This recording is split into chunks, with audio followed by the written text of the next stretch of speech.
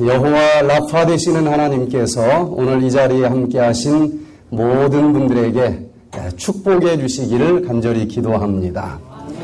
아름다운 또 특창과 연주 감사를 드립니다.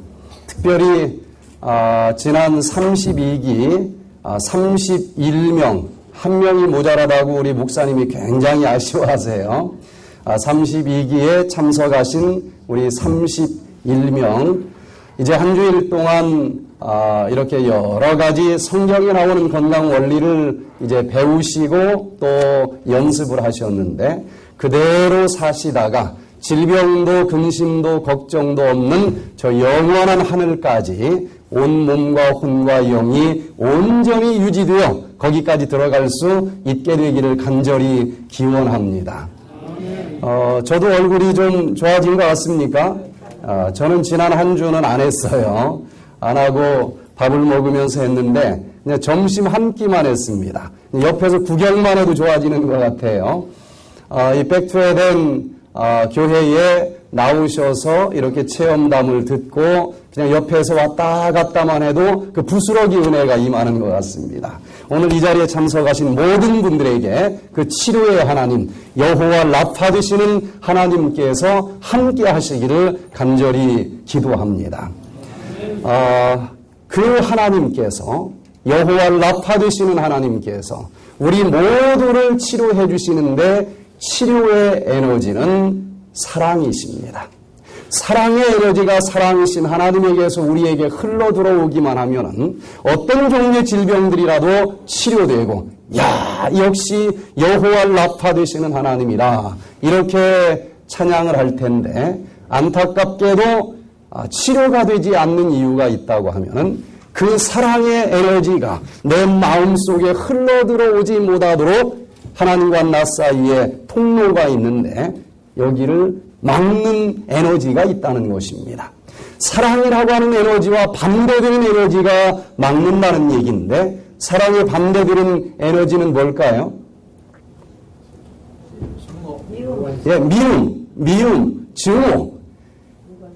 어떤 종류의 질병이라 할지라도 내 마음 잠재 의식 속에까지 스며들어 있는 그 모든 미움을 다 풀어 제쳐놓고 하나님, 사랑이신 하나님, 여호와 라파 되시는 하나님, 나에게 그 사랑의 에너지, 치료의 에너지 쏟아 부어 주시옵소서. 이렇게 두 손 들고 나가기만 하면 그 모든 질병은 다 치료될 수 있다고 하는 것이 성경의 결론이에요. 또 많은 의학자들의 연구 결론인 것입니다. 용서, 그 미움을 다 풀어 제치는 걸 뭐라고 얘기합니까?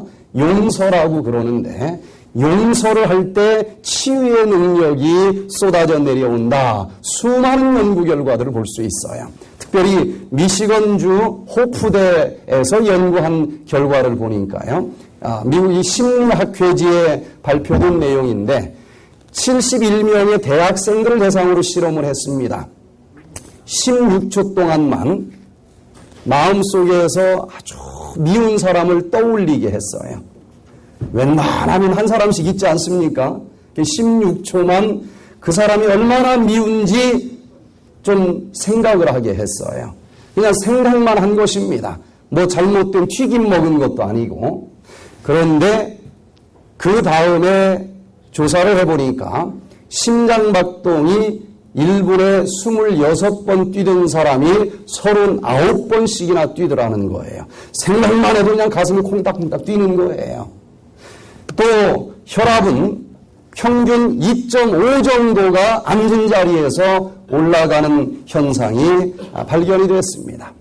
그래서 잠깐 쉬게 하고 다시 16초 동안 그 사람을 좀 이해하고 또 그 사람의 개인적인 장점을 생각을 하게 하고 그리고 용서하려고 하는 마음만 가져봐라.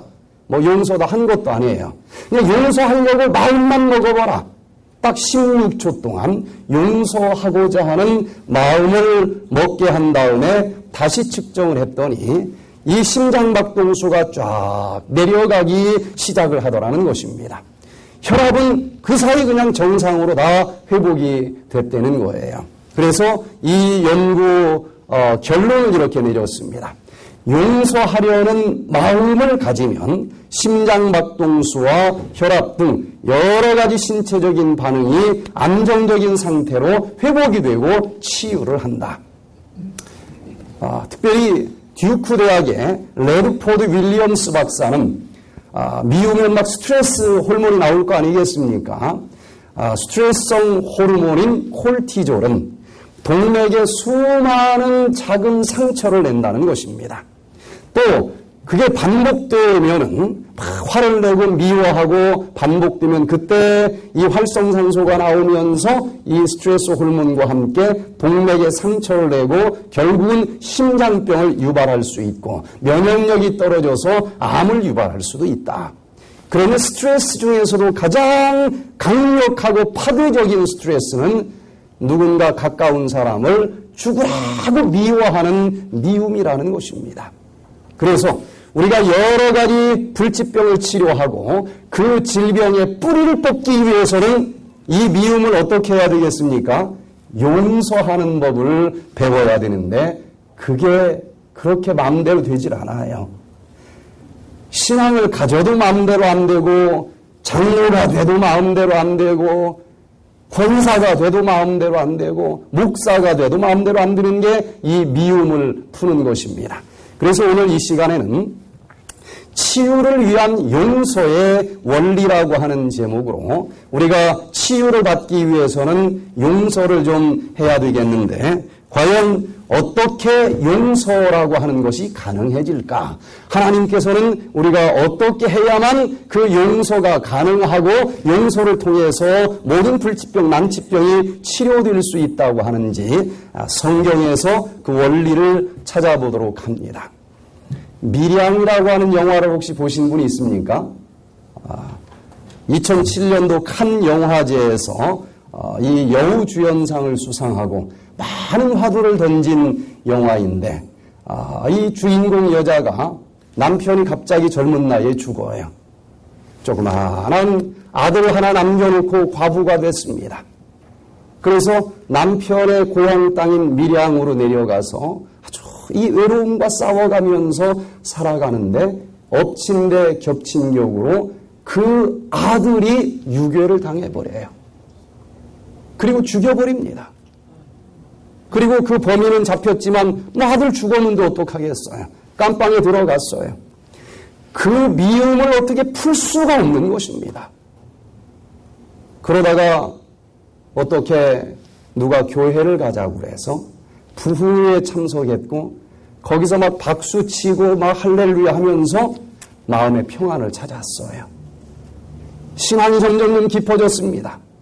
그래서 성경에 나오는 원리대로 그 미워하는 그 깜빵에 있는 유괴범, 살인범을 완전히 깨끗이 하나님의 말씀대로 용서해줘야 되겠다. 그런 마음 먹기도 쉽지 않지 않습니까? 여러 날이 걸렸고 아주 몸부림을 치면서 드디어 결심을 하고 깜빵을 찾아갔어요. 자기 아들을 유괴해가서 죽인 범인이 이제 나옵니다. 그런데 얼굴이 이제 갈 때는 이렇게 사람을 죽이고 그것도 어린아이를 죽이고 얼마나 죄책감 때문에 시달리면서 잠 못 이룰까? 얼굴은 얼마나 초췌했을까?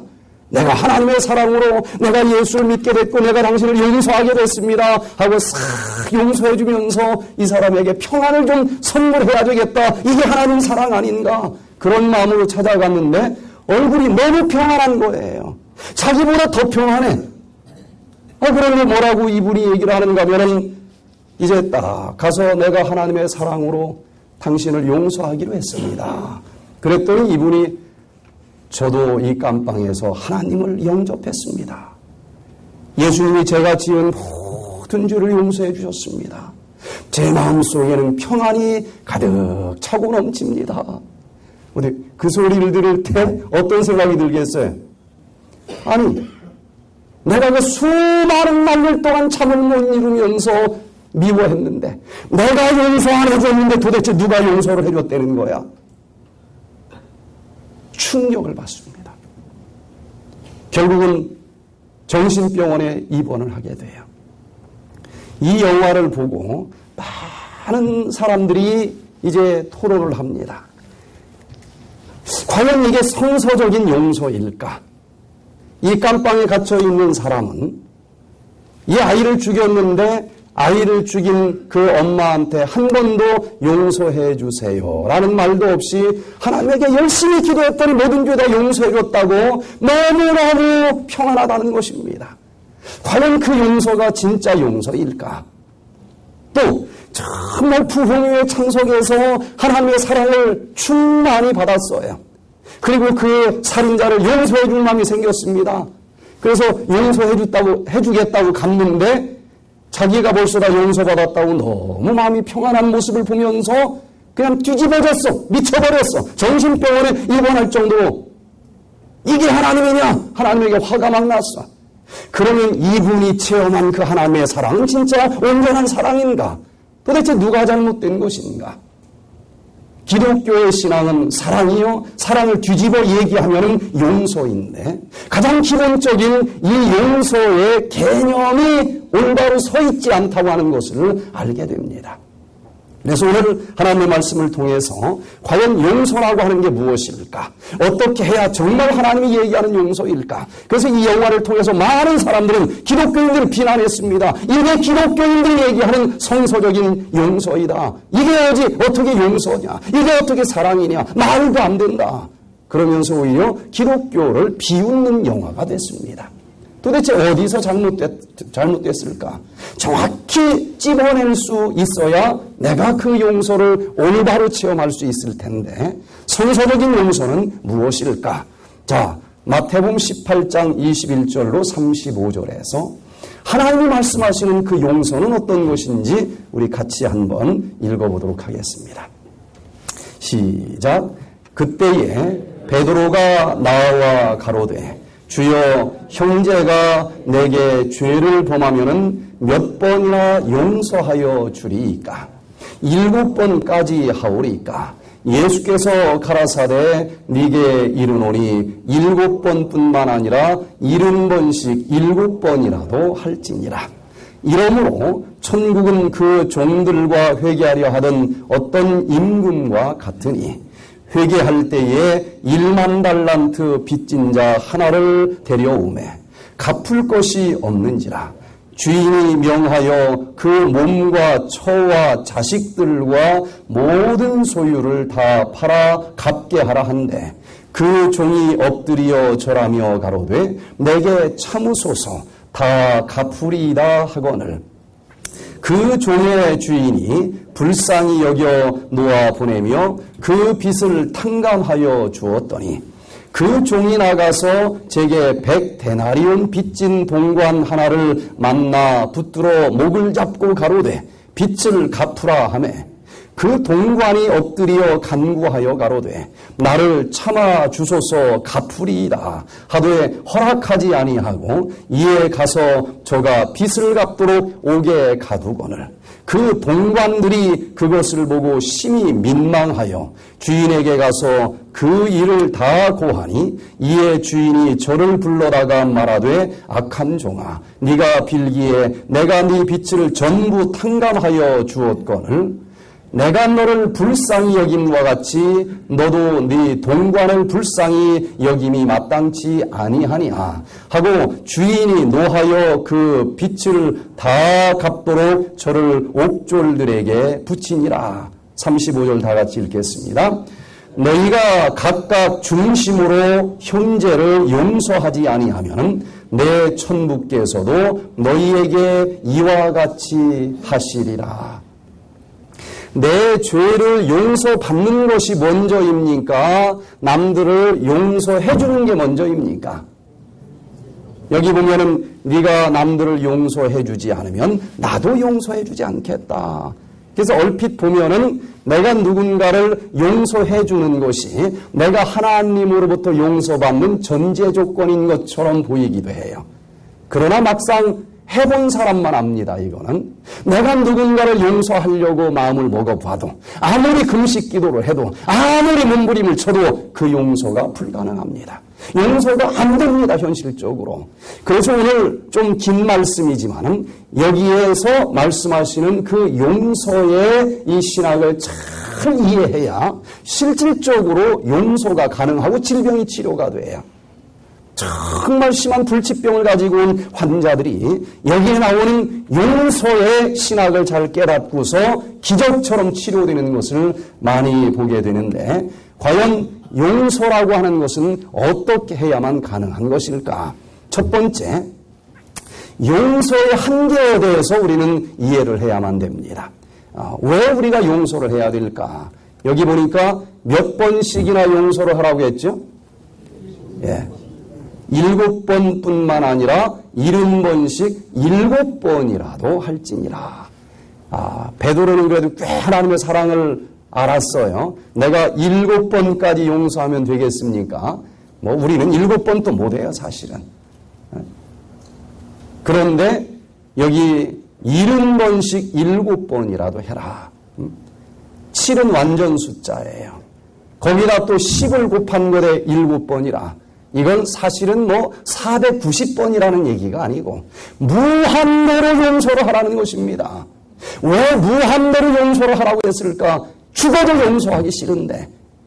그런데 왜 무한대로 용서를 하라고 사랑이신 하나님이 나에게 얘기했을까요?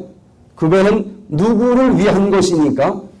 나를 위한 것이기 때문에 그렇게 해야 된다. 이렇게 예수님께서 말씀을 하십니다. 용서의 기술이라고 하는 책에 이렇게 기록을 해놨습니다. 남을 용서하지 못하면 누가 죽는다? 내가 죽는다. 내가 죽는다.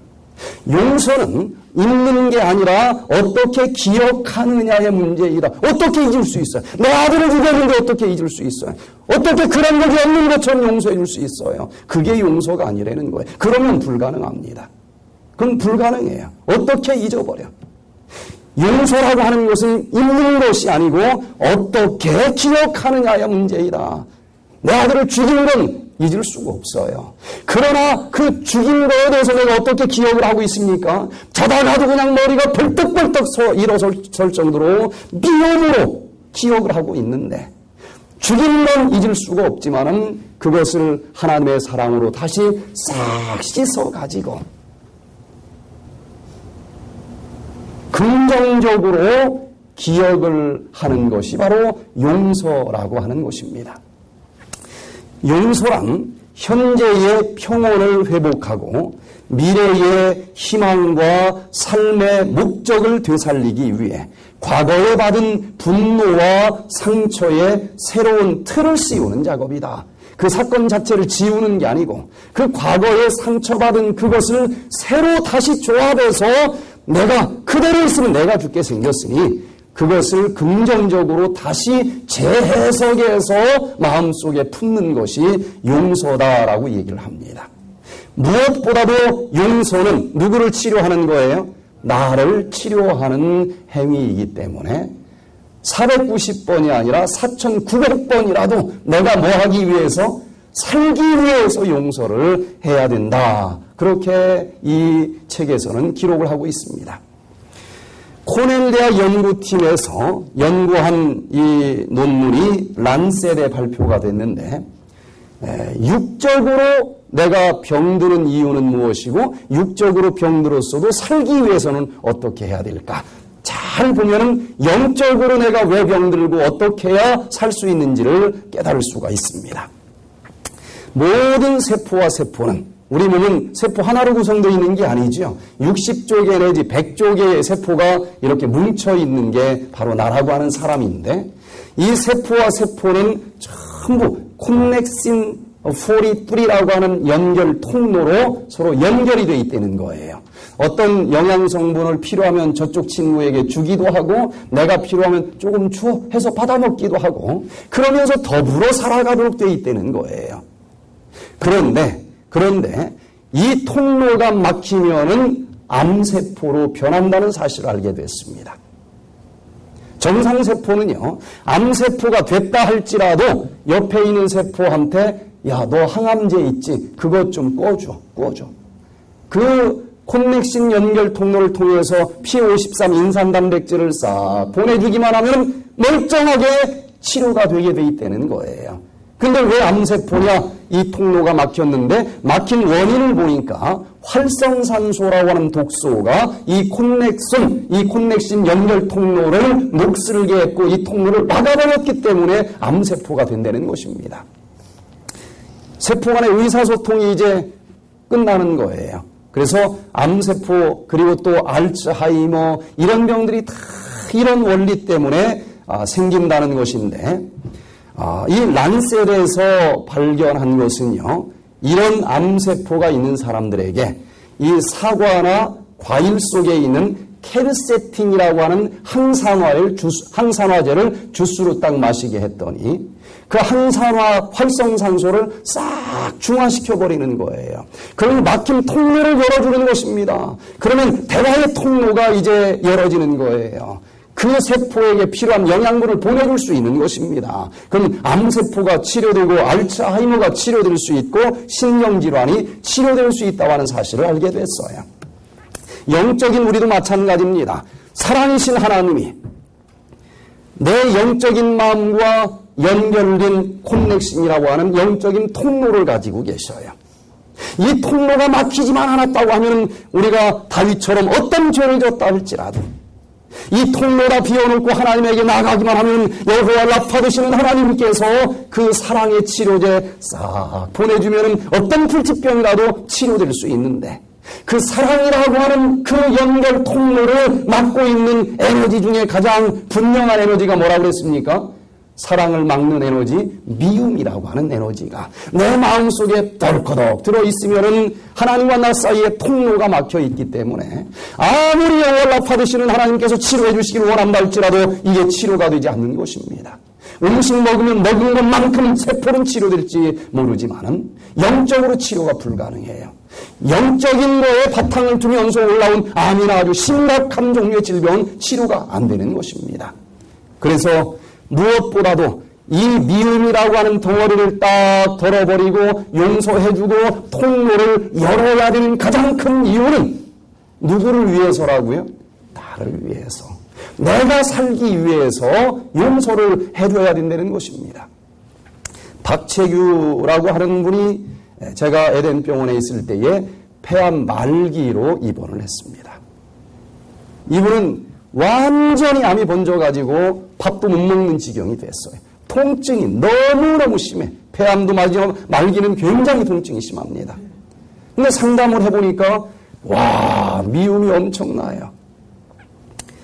이분이 자수성가를 해가지고 돈을 엄청나게 벌었어요. 돈을 한참 벌 때 그 중에 콩고물 좀 껴가지고 선산을 하나 샀어요. 그건 자기는 재산이 많으니까 이름도 안 올리고 큰형, 막내 동생 이름으로 그 선산을 등기를 이제 했습니다. 근데 살다 보니까 쫄딱 망했어. 그래서 이제 그때 사는 이 선산 값을 컴퓨터로 딱 쳐봤더니 몇 천 배가 올랐어. 몇 천 배가. 조금 안 됐지만 그래도 내가 이 지경이 됐으니까 그 중에 조금만 좀 주세요. 그러면 사업을 다시 일으킬 수 있을 것 같아. 그 형님을 찾아갔더니 팔아먹었대. 자기한테는 판다는 얘기도 안 하고 둘이 팔아가지고 둘이 다 먹어버렸어. 화가 납니까? 그냥 미움이 나가지고 암이 걸려버렸어요. 그래서 제가 미움을 풀어야 이 질병이 치료됩니다. 용서하십시오. 죽어도 용서 못합니다. 그 이분이 어느 정도 미워하는가 하면 형님 이름, 동생 이름 종이에다 하루 종일 써요. 이름 쓰고 밑에다가 죽일 놈. 그리고 천장에다가 도배를 해서 다 붙였어. 벽에다 붙였는데 벽이 다 두 놈 죽일 놈. 밥상 밑에도 붙어 있어.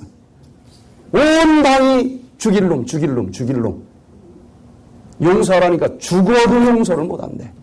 이야, 얼마나 액센트가 센지 더 이상 제가 얘기를 할 수가 없었어요. 그냥 속으로만. 죽는 길밖에 없지 뭐. 죽어도 자기는 진짜 용서 못한대. 결국은 죽는 모습을 제가 봤습니다. 그런데 이 단계에서 눈물 흘리면서 회개하고 자기 죄 용서받고 그 사람들 용서해 준 사람은 기적처럼 치료되는 것을 제가 봤습니다. 여러분, 정말 어떤 종류의 이 미움이 있다 할지라도 누구를 위해서 용서하라고요? 나를 위해서 용서를 하시길 바랍니다. 그 인간을 위해서 용서하라는 게 아니에요. 내가 죽어. 사랑의 통로가 막혔기 때문에 내가 죽어요. 두 번째, 그래서 이제 내가 살기 위해서 용서 좀 해야 되겠다. 근데 그 용서라고 하는 에너지가 도대체 어디서 나오는지를 알아야 돼요. 내 마음속에는 없습니다. 아무리 용서해주고 싶어도 용서가 안 돼요. 그런데 여기 본문을 보면은 용서의 근원은 어디에 있다? 하나님의 가슴 속에만 있다. 그래서 내가 지은 죄를 먼저 하나님으로부터 용서받아야 되는 게 순서입니다. 그 종의 주인이 불쌍히 여겨 놓아 보내며 그 빚을 탕감하여 주었더니 그 종의 주인이 불쌍히 여겨 여기 보니까 여기 몇 달란트를 이 빚진 자가 나옵니까? 1만 달란트 빚을 진 자가 주인이 도저히 갚을 수 없는 거기 때문에 그냥 탕감을 해줬어. 용서를 해줬다는 거예요. 먼저 우리가 갚을 수 없는 죄를 하나님으로부터 용서받는 경험이 있는 자만 용서가 가능합니다. 자, 1만 달란트가 도대체 얼만큼일까? 1데나리온은 노동자가 하루 일한 품삯입니다. 한 100불 정도 친다고 하면은 이 1만 달란트는 얼마나 될까? 6천만 데나리온입니다. 6천만 일 동안 일을 해야 되는 그런 품삯이에요. 100불씩 따지면 60억 불, 한국 돈으로 얘기하면 7조 2천억 원이에요. 그 당시 이 팔레스타인 지방에 유대나라, 사마리아, 그 동네에 그 근처 다 세 나라의 1년 예산이 600데나리온밖에 안 돼, 600달란트밖에 되지 않습니다. 근데 1만 달란트라고 하면은 이건 인간이 도저히 갚을 수 없는 빚이 되는 거예요. 그 엄청난 죄를, 이 빚을 용서받았는데, 그 용서는 첫 번째 순서가 뭐예요? 갚을 수 없는 내 빚을 먼저 탕감받는 것, 용서받는 거예요. 이야, 몇천 배를 살아도 갚을 수 없는 것을 용서받았으니 얼마나 감사하고 기쁘겠어요. 그런데 딱 용서받고 기분 좋게 나오다 보니까 자기한테 돈 꿔간 놈이 나타나는 거야. 얼마를 꿔갔어요? 100데나리온. 100일치 월급이니까 한 10,000불 정도 꿔간 사람이 나타난 거예요. 그러면 60억 달러를 용서받은 이 용서의 기쁨을 가지고 딱 나오다가 자기한테 1만 달란트 빚진 자를 만났으니까 보통 사람은 어떻게 해야 양심 있는 자입니까? 나도 너 용서해 줄게. 그래야 진짜 용서를 받은 사람의 마음이 되는 것 아니겠습니까? 용서는 혼자 하는 겁니까? 둘이 하는 겁니까? 내가 너 용서해 줄게. 그런데 나는 용서받을 마음이 없어. 그럼 용서가 되는 겁니까? 제가 용서해 줄게 하는데 손을 안 잡아. 그 용서 효과가 안 나타나는 거죠. 그러면 첫 번째, 하나님은 1만 달란트를 가진 사람에게 용서를 해줬어요, 안 해줬어요? 해줬는데 내가 그걸 진짜 받았느냐 하는 문제는 달라요. 분명히 용서는 하나님이 먼저 해주시는 건데 내가 진짜 그 용서를 경험했느냐 하는 것은 진짜 받았는지 안 받았는지 두 번째 사건에서 확인이 되는 거예요. 내가 그 엄청난 사랑을 정말 체험했다고 하면 100데나리온 나한테 빚진 사람에게 당연히 어떻게 해야 되겠어요? 나도 용서해 줄게. 그러면 이 사람이 진짜 사랑이 뭔지, 용서해 줄 사랑이 뭔지를 체험을 한 거예요. 그런데 이 100데나리온 빚진 사람을 잡아서 막 두들겨 팼어. 어떻게 남한테 빚을 꿔갔으면 안 갚을 수가 있느냐. 이 사람은 뭐 한 적이 없어요? 용서받은 적이 없는 거예요. 자, 이 순서를 좀 잘 기억하시기를 바랍니다.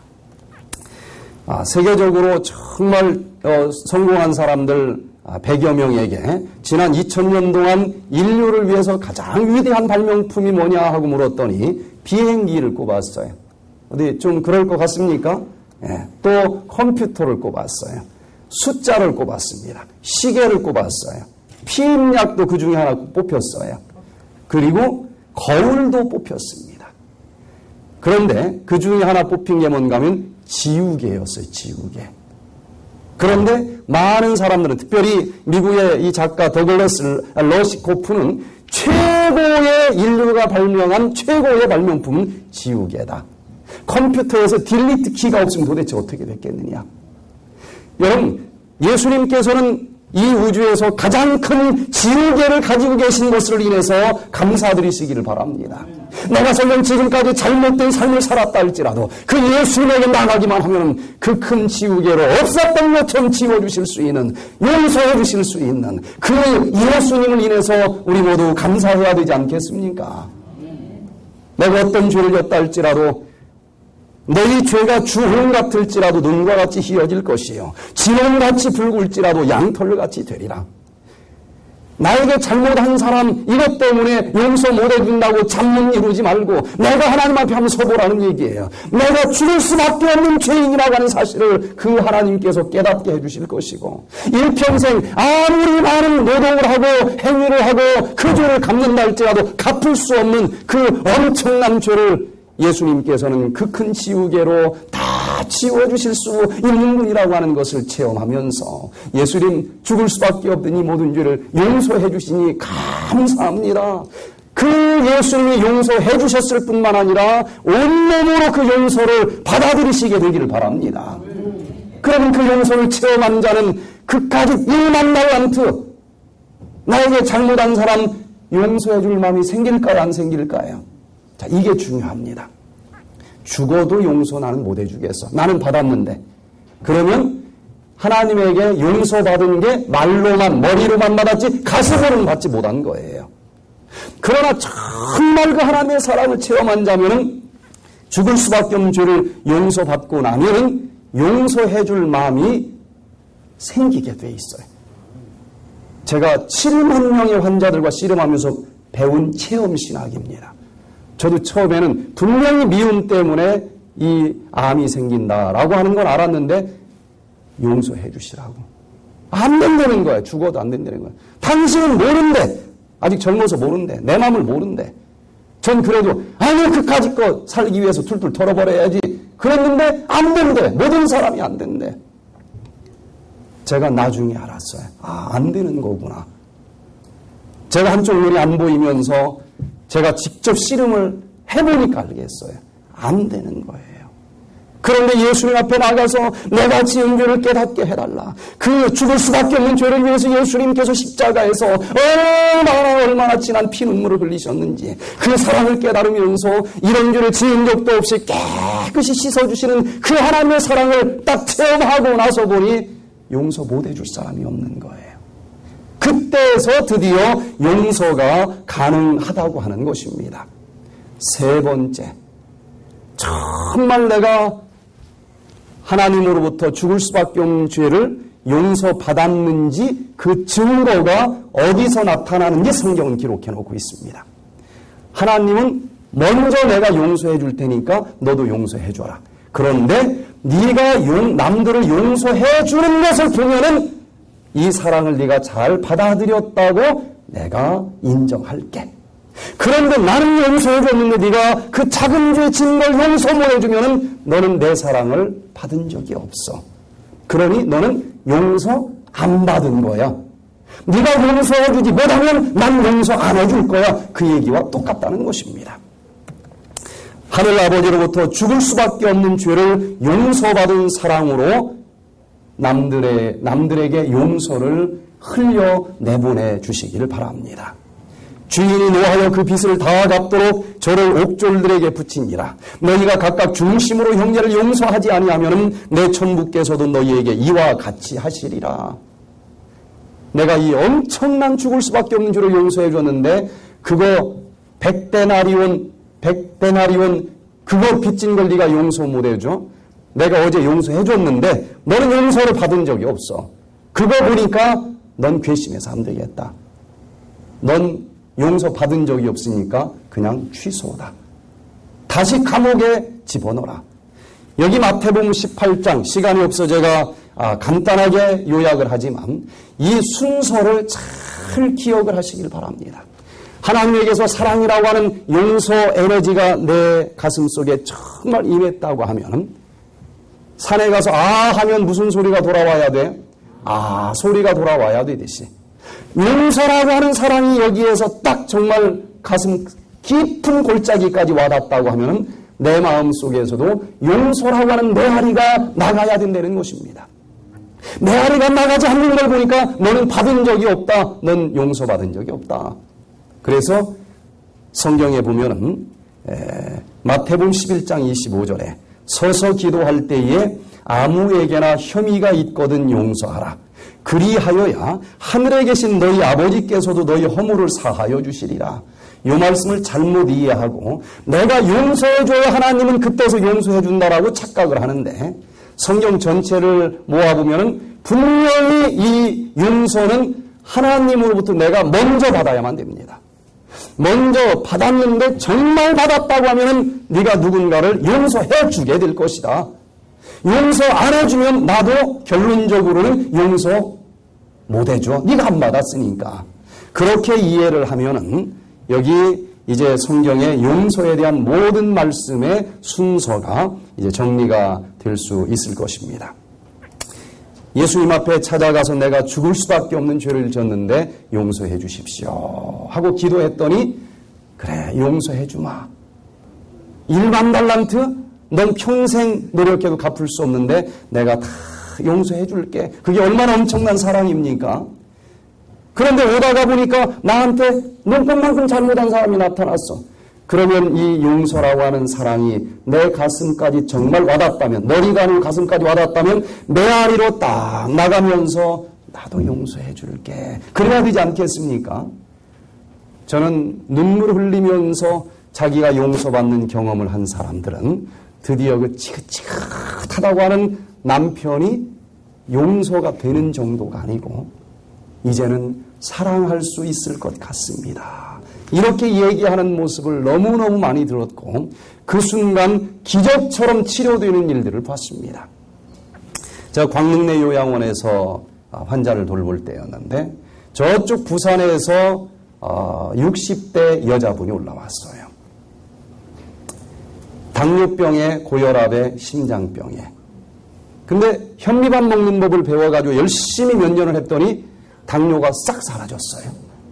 그런데 아무리 열심히 먹는 걸 했는데도 심장병이 도대체가 낫질 않는 거예요.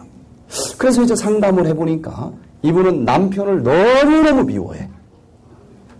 체면이 있어서 그냥 한 집에 사는데 방을 같이 안 쓴 지가 벌써 3년이 됐대요. 남편 이렇게 이름만 떠올려줘도 머리가 쭉 빗쓴대, 자다가도. 그런데 이제 이 강의를 들으면서 이분이 현미밥만 가지고 되는 게 아니구나. 이 미래를 풀어야 되겠구나. 근데 내가 용서해 줄 마음이 없어.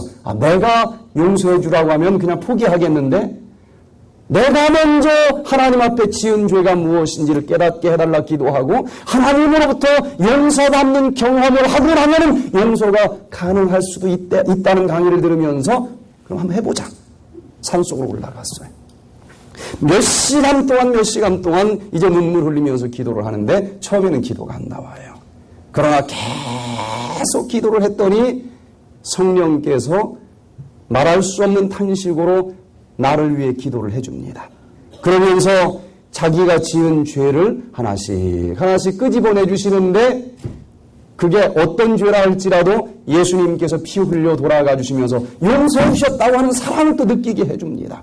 한 2시간 동안 막 기도를 하는데 이 죄악들이 얼마나 엄청나게 쏟아져 나오는지 막 눈물, 콧물, 가슴을 들먹거리면서 입으로 막 토해를 흘리면서 회개의 기도를 했대요. 그렇게 한 2시간 기도하고 나는데 가슴에서 뭔가 툭 하는 느낌이 들었고 그냥 뭐 불이 떨어진 것처럼 온몸이 활활 달아오르더라는 거예요. 밑에서 따뜻한 에너지가 올라오는가 만져보니까 11월 달이라 찬 낙엽이었어요. 그러고서는 딱 내려오는데 세상이 달라 보이더래. 얼마나 이 막힌 게 막 뚫어져가지고 마음이 평안한지 얼마나 기쁜지 하늘거리는 나뭇잎조차도 다르게 보이더라는 거예요. 그리고 이제 남편이 딱 떠올려지는데 예전 같으면 그냥 고개를 살래살래 흔들었다는 거예요. 그런데 그 남편이 용서 정도가 아니라 가면 꼭 껴안고 자야 되겠다 할 정도로 사랑스럽게 느껴지더라는 거예요. 내려와서 눈물을 흘리면서 이제 남편을 용서하고 남편을 사랑할 겁니다. 그런데 그 즉시 진단해보니까 14년, 13년 이상 가지고 있던 그 심장의 부정맥이 깨끗이 사라져버렸어요. 용서의 원리를 이해하시길 바랍니다. 치료해달라고 때만 쓰지 마시고 내가 지은 죄 완전히 용서받으시고 용서받은 그 사랑의 샘물이 넘쳐서 어떤 주변의 사람이라 할지라도 용서해주는 경험을 하시고 하늘과 나 사이의 수직적인 통로, 나와 주변 사람과의 이 수평적인 통로가 완전히 뻥하니 뚫어지면서 거기서 사랑이라고 하는 에너지가 차고 넘치면서 여호와 라파 되시는 하나님을 체험하실 수 있게 되기를 간절히 바랍니다. 이 미량이라고 하는 영화에서 얘기한 용서는 성서적인 용서가 아닙니다. 이걸 많은 교회에서 얘기하고 토의하면서 그 깜빵에 그 살인자가 잘못된 거다. 그건 잘못된 용서다. 어떻게 죄를 지었는데 그 사람한테 용서도 안 받고 저 혼자 용서받았다고 그렇게 웃으면 되겠어? 또 어떤 사람은 아니야, 이 여자가 잘못됐어. 그 엄청난 하나님의 사랑을 딱 체험했으면 그 사람도 하나님 만났다고 할 때 기뻐해야지 왜 뒤집어지느냐. 하나님의 사랑을 잘못 체험한 거다. 깜빵에 살인자가 잘못된 게 아니라 이 사람이 신앙을 잘못한 거야. 말이 좀씩 됩니까? 근데 제가 볼 땐 다 잘못됐어요. 다 잘못됐습니다. 뭐가 잘못됐을까? 이 6.15는 내가 지은 죄 때문에 예수님이 십자가에서 받으신 고통이 얼마나 엄청났는지를 체험한 적이 없는 사람이에요. 왜? 자기가 이 아이를 죽인 죄를 예수님 앞에 내놨더니 예수님이 용서해 줬어요. 근데 그냥 용서해 준 게 아니라 그 예수님이 얼마나 엄청난 고통을 겪으면서 그걸 용서해 줬는지 말로만 용서받았지 그걸 체험하지 못했어요. 만약에 그 예수님이 자기를 용서해 주기 위해서 그 엄청난 사랑의 고통을 체험했다고 하면은 그렇게 자기가 용서받았다고 하면은 내가 지은 죄 때문에 예수님이 저렇게 고통을 겪으셨구나. 이걸 정말 깨달았다고 하면은 내가 지은 죄 때문에 저 아주머니가 얼마나 고통스럽게 잠을 못 잤을까. 이것도 느꼈을까요? 안 느꼈을까요? 느꼈겠지요. 화인 맞은 양심이 아니면 느꼈겠지요. 그러면 예수님에게도 용서받았지만은 그 사람한테 요즘 깜빵은 다 편지도 쓸 수 있어요. 편지라도 쓰면서 내가 정말 잘못했습니다. 예수님은 화인 맞은 양심이라서 그걸 모르고 그냥 죽여버렸는데 내가 하나님의 사랑을 깨닫고 나니 너무너무 잘못했습니다. 얼마나 마음이 아팠겠습니까? 이 편지 썼겠어요? 안 썼겠어요? 안 썼어. 여기로만 잘못된 신앙을 받아들여가지고 용서받았대. 너무 행복하대. 화인 맞은 양심이에요. 올바른 신앙이 아닙니다. 그러면은 이 주님 엄마는 뭐가 잘못일까? 죄를 용서해 주시는 분은 누구예요? 내가 아니야. 누가 용서해 주는 거예요? 하나님이 용서해 주는 거예요. 하나님이. 이 살인자도 내가 용서해 줄 권한이 없어요. 누가 용서해 주는 거예요? 하나님이 용서해 주는 거예요. 그러니까 죽을 수밖에 없는 나의 죄를 용서해 주신 하나님의 사랑이 얼마나 엄청난지 이 사람이 용서받았다고 하면은 그건 하나님의 몫인 것입니다. 미칠 필요가 없어요. 잘못됐을지라도 불쌍히 여기고 내가 정말 용서받았다고 하면은 아이고 참 안 됐다 하고 반절은 그래도 깨달았으니까 나머지 반절의 사랑을 더 깨달을 수 있도록 더 한 번 기도해주고 와야 되지 않겠습니까?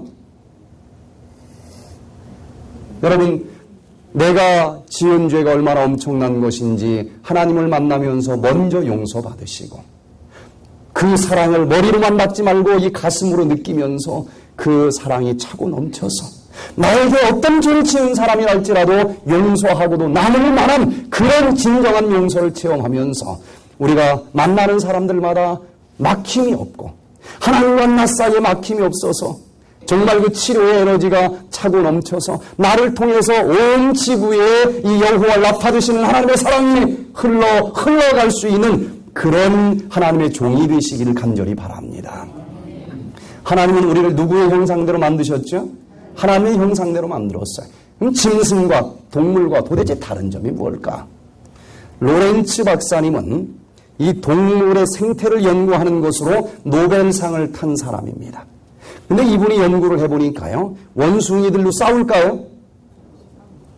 바퀴벌레도 싸웁니다. 안 싸운 자는 아무도 없어. 그런데 이 원숭이 싸우는 걸 이 동물학자가 잘 관찰을 했더니 막 싸우다가 좀 이제 처음에는 안 질 것 같으니까 대들 거 아니겠어요? 몇 번 물었다 뜯었다 했더니 내가 안 될 것 같아. 그러면 항복을 하잖아요. 항복을 하는 표시가 원숭이는 엉덩이를 번쩍 든대요. 그리고 땅에 바짝 엎드려서 항복 그런다는 거야. 그러면 저쪽에 이제 힘센 원숭이가 어떡할까요? 이제 항복을 했고 내가 힘이 더 세니까 그냥 가가지고 박살을 냅니까? 항복하는 순간 어떤 짐승이고 딱 게임 끝이에요. 더 이상 때리지 않는다는 것입니다. 개는 막 싸우다가 내가 졌다 그러면 항복의 표시로 어떻게 해요? 꼬리를 바짝 내린대요. 꼬리를 바짝 내리고 목을 보여준대. 물려면 물어라. 난 안 돼. 그러면 그 순간 게임이 끝난대요. 더 이상 안 문대. 그런데 하나님이 인간을 이 하나님의 형상대로 만들었는데 여기에 사단이 들어가면 짐승보다 못한 자가 돼. 나 죽었습니다. 나 졌어요. 그러는데도 끝까지 괴롭히는 건 인간밖에 없어. 그런데 또 정말 하나님의 사랑을 가슴속에 품은 사람은 이 상대방이 꼬리를 안 내렸는데도 그 사람을 이해하고 용서해 줄 수 있는 힘이 있는 유일한 존재는 하나님밖에 없어요. 어떤 사람은 지가 잘못해놓고도 끝까지 꼬리를 안 내려.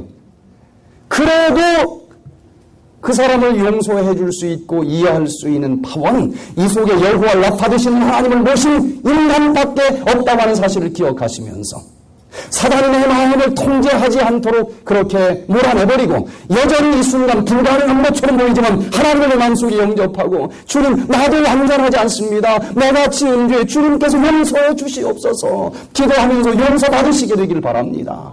그 인간 아직도 그냥 그 꼴로 있지만은 내가 넘치는 사랑으로 용서해주면 놀라운 사실은 그 사랑이 흘러 넘치면서 그 사람도 어느 날 꼬리 내리고 내 앞에 나타나는 날이 있다고 하는 사실을 기억하시길 바랍니다. 이게 하나님의 형상대로 창조된 인간의 특권이라고 하는 것을 기억하시면서 이 용서라고 하는 걸 통해서 내가 하나님의 자녀라고 하는 그 놀라운 특권을 주님 앞에서 누리시고 감사와 찬송을 드리시게 되기를 바랍니다. 시드니 사이먼 박사가 용서에 대해서 이렇게 정의를 내리고 있습니다. 용서는 자유롭게 해주는 것이다. 그것은 원한을 부여잡고 분노를 품으며 치유되지 않은 상처를 벗나게 하는데 사용되었던 에너지를 더 나은 곳에 사용하도록 하는 것이다. 그것은 우리가 항상 가지고 있었던 이 힘의 재발견이며 다른 사람들과 우리 자신을 이해하고 받아들이는 무한한 능력을 되찾는 것이다. 상대방이 잘못했다고 꼬리 내리면 멧돼지도 용서해 줍니다. 그거는. 원수도 그건 용서해 줘요. 그러나 정말 우리가 하나님을 믿는 사람이라고 하면은 하나님의 형상대로 창조된 사람이라고 하면은 그 사람이 아직도 깨닫지 못했고 그 사람이 아직도 꼬리를 내리고 있지 않는다 할지라도 여전히 미워하면은 내가 죽습니다. 그러니 그 사람 입장에서 저 사람은 왜 저랬을까? 왜 저런 지경이 됐을까?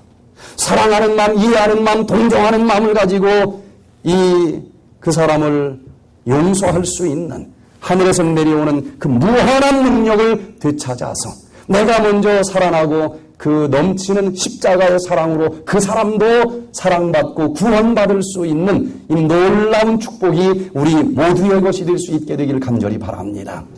예수님이 구름 타고 다시 오시는 그날부터 천국이 아닙니다.